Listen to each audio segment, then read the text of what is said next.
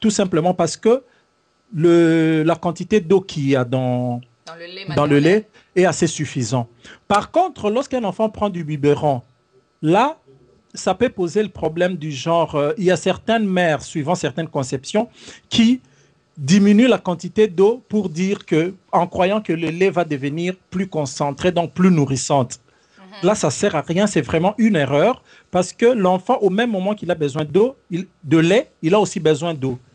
Donc, pour ces enfants-là, l'apport en eau est importante, mais pour un enfant qui n'est qu'exclusivement au lait et au lait maternel, le lait maternel suffit. Mais il prend les autres laits et la bouillie, il peut déjà prendre un apport extérieur d'eau.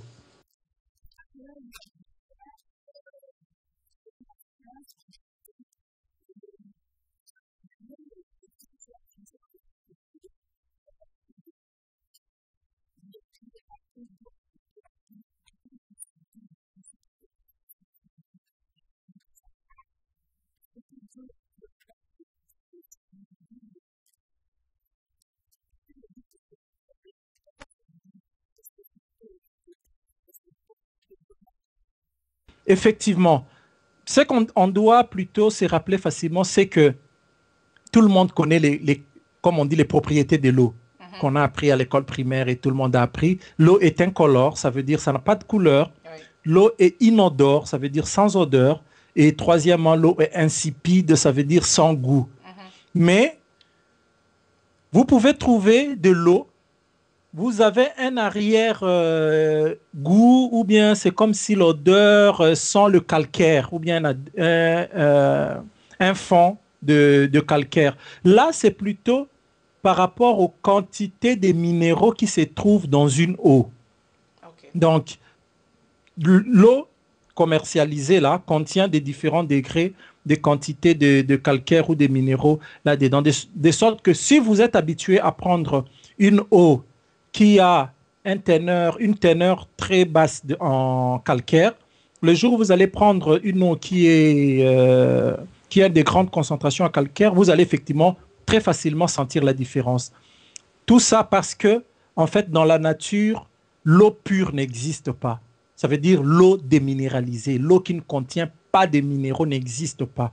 Si vous voulez en avoir, alors il faut distiller de l'eau pour avoir de l'eau sans minéraux dedans et vous aurez exactement toutes les propriétés. Mais seulement, ça ne serait pas très important pour votre corps parce que le corps a aussi besoin de minéraux.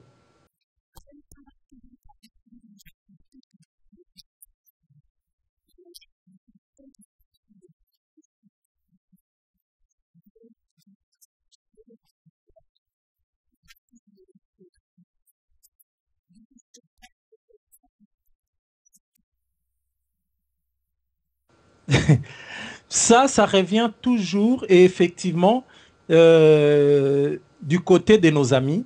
Moi, j'en connais aussi quelques-uns qui boivent aussi, qui ont vraiment l'habitude de boire de l'eau chaude. Il n'y a pas de mal à ça. Mais seulement en essayant de voir la base, pourquoi ils font ça, il faut remonter dans l'histoire. Hein. C'est tout simplement des faits historiques. Parce qu'ils avaient la notion du fait qu'il fallait bouillir l'eau pour qu'elle devienne propre à la consommation. Okay. Et ainsi éviter les maladies.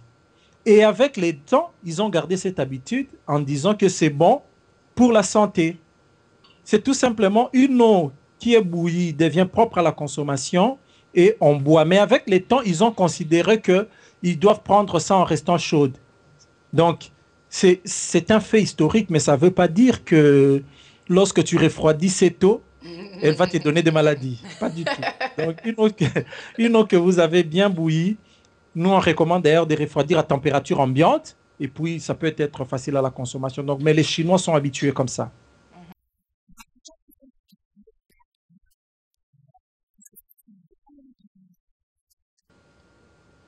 Boire de l'eau pendant qu'on mange. Bon, j'avais déjà dit que l'eau est la seule boisson physiologique et qu'on ne pouvait pas la substituer par d'autres. Mais il n'y a pas vraiment de grandes contraintes à boire pendant qu'on mange. Je ne veux pas dire que c'est mauvais ou je ne veux pas dire complètement c'est faux. Mais la réalité qu'il y a, c'est que Si on peut boire avec modération pendant le repas, ce n'est pas du tout mal. OK? Il faut plutôt faire attention à les conforts que cela peut générer. Par exemple, à cause du volume, parce que l'estomac est unique et n'a qu'un seul volume. Si tu remplis l'estomac de l'eau et tu veux à tout prix et tu veux à tout prix terminer ton plat qui est devant, alors là, tu te crées des problèmes parce que tu vas et terminer les plats et boire de l'eau et l'estomac ne va pas supporter la charge et tu auras vraiment, tu seras vraiment dans une condition d'inconfort et ça serait pas bien.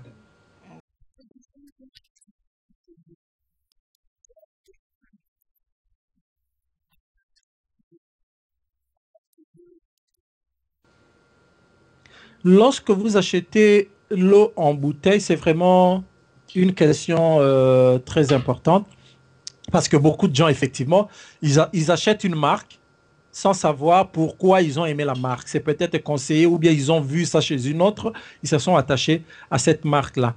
Donc, il y a deux critères qui sont très importants et il y a peut-être un troisième que je vais ajouter. Donc, lorsque vous achetez une eau commerciale ou commercialisée, vous devez voir là où c'est écrit les résidus à sec. Sur les résidus à sec, vous pouvez voir, certaines écrivent résidus à sec, mais certaines écrivent, par exemple, j'ai une bouteille devant moi, ils écrivent extrait à sec. Et lorsque vous lisez cet extrait à sec, normalement, pour une eau de consommation courante, ça ne doit pas dépasser 300 mg par litre. Effectivement, lorsqu'on achète une eau, parmi les critères, j'ai dit il y a deux critères, mais on peut ajouter un troisième. Le premier, c'est ce qu'on appelle les résidus secs. Vous pouvez voir sur certaines bouteilles, c'est écrit plutôt extrait sec. Pour une eau de consommation courante, ça veut dire qu'on boit vraiment, qu'on doit boire chaque jour, pas suivant une circonstance particulière. Ce résidu sec ne doit pas dépasser 300 mg par litre d'eau. Et c'est bien écrit sur la bouteille. Et aussi le pH. Le pH, je vais expliquer rapidement, c'est ce qui permet de déterminer une substance, si une substance est acide ou une substance est base. Ça, c'est vraiment de la chimie. Et l'eau, comme nous avons dit, l'eau est neutre. Ouais. Et un corps qui a un pH neutre, c'est le pH qui est à 7. Donc, vous devez voir le pH et le pH doit être autour de 7. Mais on peut bien accepter un pH entre 6,5 et 8. C'est clair, ça? OK. OK. Et aussi, comme maintenant, il y a eu la modernisation, il y a eu l'agriculture vraiment intensive et industrielle, on a des déchets qui peuvent effectivement infiltrer les nappes souterraines. On recherche les nitrates. Vous allez aussi voir, c'est écrit nitrates. Si vous avez des nitrates inférieurs à 5 mg par litre, c'est bon. Donc, en peu de mots, je reprends. Résidu à sec inférieur à 300 mg par litre. pH entre 6,5 et 8, c'est-à-dire autour de 7. Et les nitrates inférieurs à 5 mg par litre. Si vous avez ces trois propriétés-là, vous pouvez vous dire que c'est une eau qui est très bonne pour être consommée pour chaque jour.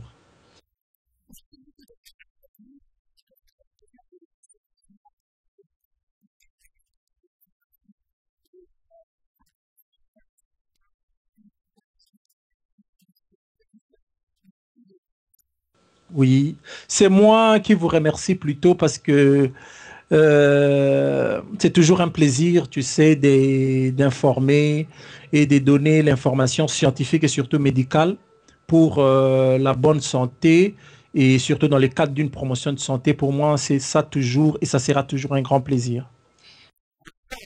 Merci. Au revoir.